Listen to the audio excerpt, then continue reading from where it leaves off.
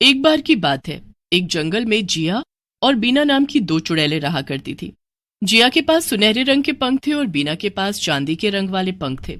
उन्हें ये पंख रानी चुड़ैल ने इनाम के तौर पर दिया था। सुन बहन, मेरा मन कर रहा है कहीं घूम कर आ जाए। बोल, तू भी चलेगी? तूने तो मेरे मन की बात कह दी। बता कहाँ चले? ऐसा करते हैं बिमला दीदी, चुड़ैल नगर चलते हैं। उनके यहाँ बहुत सुंदर नदी है और खाने को बहुत सारी मछलियां भी होंगी। जब देखो खाना खाना खाना। अरे तो इतनी दूर क्यों जा रहे हैं फिर हम? बताओ। चल, कल तैयार रहियो। ठीक है। इसके बाद अगले दिन दोनों के दोनों चुड़ैल नगर के लिए निकल गए। रास्ते में बहुत से गांव की सैर करते हुए दोनों के दोनों मीनापुर गांव के पास जंगल में जाकर रुक गई और एक पेड़ के ऊपर जाकर बैठ गई। उस जंगल में भीम सिंह नाम का एक आदमी लकड़ी काट रहा होता है। उन दोनों की बातें सुनकर भीम सिंह पेड़ के पीछे छुप जाता है और उन दोनों को पेड़ के पीछे चुपके से देखने लगता है। भगवान, ये दोनों क्या मुसीबत है। अगर इन दोनों को पता चल गया कि मैं यहाँ पर हूँ तो मुझे मार डालेंगी। ऐसा करता हूँ, चुपके से निकल जाता हूँ। तभी अचानक भीम सिंह की नजर उनके पंखों पर पड़ती है। ये क्या गजब चीज है। सुनहरे पंख तो देखो कितने चमकदार हैं और इसके चांदी जैसे पंख। ऐसा करता हूँ, यहीं रुक जाता हूँ। क्या पता एक आध पंख नीचे गिर गया तो मैं उठा लूंगा। तभी जिया को प्यास लगने लगती है और वो बीना को पानी लाने के लिए भेज देती है। सुन बीना, पानी लेकर आ जाना, गला सूख रहा है मेरा। तू यहीं बैठ, मैं लेकर आती हूँ अभी तेरे लिए। इसके बाद बीना जिया के लिए पानी लाने चली जाती है। बीना अपने पंखों से उड़ान भरकर पानी की तलाश में चली जाती है। वहीं दूसरी तरफ जिया थकान होने की वजह से पेड़ के नीचे बैठकर सो जाती है। इसी मौके की तलाश में बैठा भीम सिंह जिया के पीछे चुपचाप जाकर खड़ा हो जाता है। ऐसा करता हूँ, इसके पंख काट देता हूँ। अच्छा मौका है। भगवान भी रोज रोज कृपा नहीं बरसाते। चल भीम सिंह, शुरू हो जा। इसके बाद भीम सिंह धीरे धीरे कुल्हाड़ी से जिया के पंख काटने लगता है। भीम सिंह ये काम इतनी सफाई से करता है कि जिया को इस बारे में कुछ पता ही नहीं चल पाता। ये हो गया। अब ऐसा करता हूँ, यहाँ से निकल जाता हूँ, वरना अगर ये जाग गई तो लेने के देने पड़ जाएंगे। इसके बाद भीम सिंह वहां से अपना सारा सामान बांधकर जाने वाला होता है। तभी वहां पर बीना आ जाती है और भीम सिंह डर के मारे वहीं चुपचाप पेड़ के पीछे छुप जाता है। अभी यहाँ से जाना ठीक नहीं रहेगा। थोड़ी देर इंतजार करता हूँ इनके जाने का, फिर चला जाऊंगा। इसके बाद बीना वहां आ जाती है और जिया को नींद से उठाने लगती है। सुन जिया, उठ, ये ले पानी पी ले। कहाँ रह गई थी तू? मेरी तो आंख ही लग गई थी।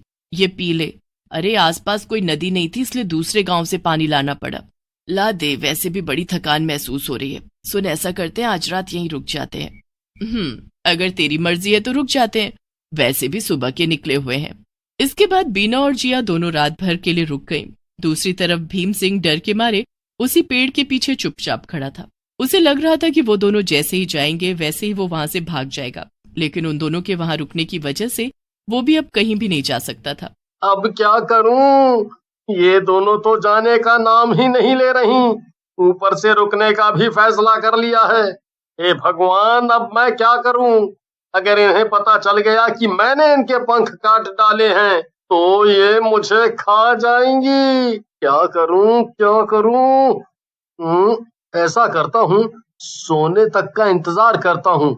जैसे ही ये सो जाएंगी वैसे ही मैं इनके पीछे से यहाँ से चला जाऊंगा।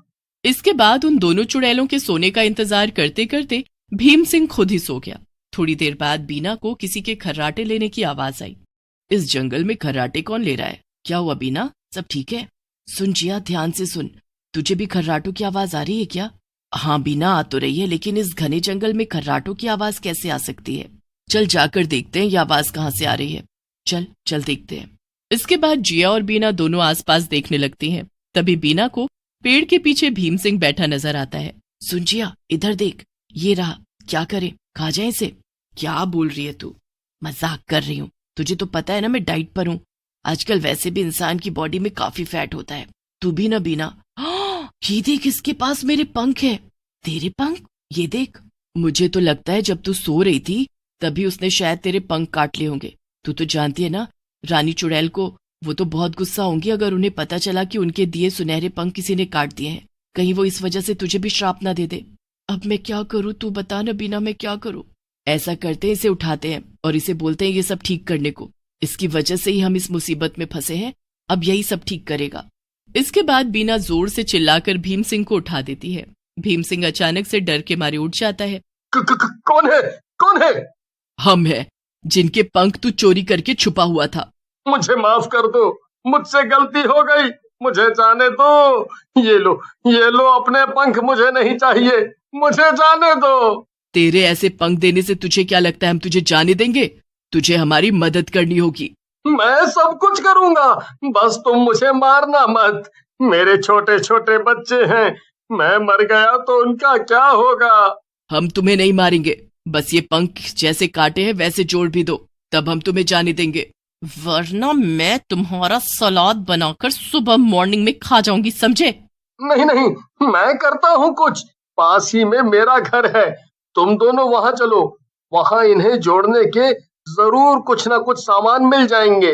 इसकी बातों पर भरोसा करना ठीक तो होगा ना? तू चिंता मत कर, मैं पूरी नजर रखूंगी। जैसे ये होशियारी दिखाने की कोशिश करेगा मैं इसे पकड़ लूंगी, तू डर मत।